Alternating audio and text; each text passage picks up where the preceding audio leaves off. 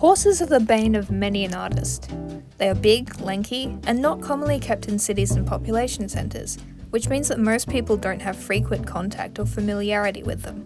As a certified horse girl of many, many years, I'm here to share with you some tips on how I draw horses to hopefully allow you to do the same.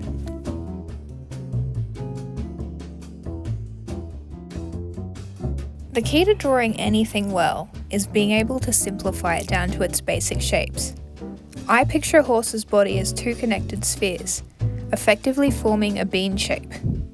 The head is a wedge with the tip knocked off, and spheres for the muzzle and cheek planes.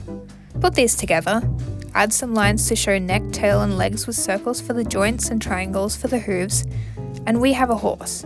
But how the hell do I know where to put everything?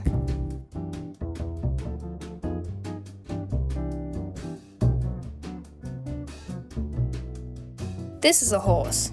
Just like people, horses come in a vast array of different shapes and sizes. However, for our purposes, we're going to generalize a little bit. Don't worry if it's a lot of information to take in at first. I put a cheat sheet and some resources in the video description, and if you're stuck on something, you can always use references.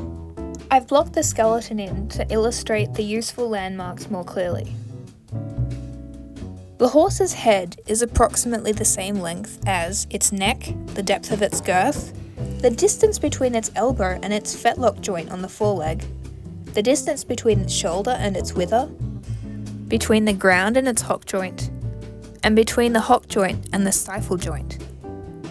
The hock joint is even with the chestnuts on its forelegs, which are located just above the knee joint. The elbow and stifle joints are roughly in line. The point of the buttock is slightly higher than the shoulder joint.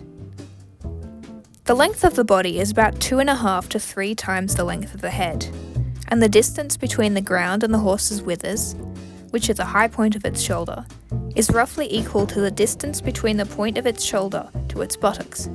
Hence the saying that a good horse is square. Onto the head itself, the eyes are located roughly 1/3 down the central line of the face, which is essentially an elongated diamond shape. The mouth ends roughly 1/6 the way along the face and the cheekbones roughly 1/3 of the way down. The eyes, ears and nostrils can be placed on the head at 45-degree angles from the central line.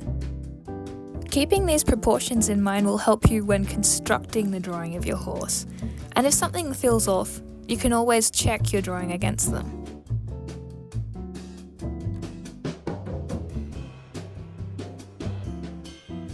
My third and final tip for drawing horses well is practice. Get familiar with their skeletal structure, their muscular structure. Use references, trace images. If you're able to go and see a horse in real life, then do that, or watch videos to learn how they move. Draw them a lot. You'll begin to see how the basic proportional rules apply, and that sometimes they don't.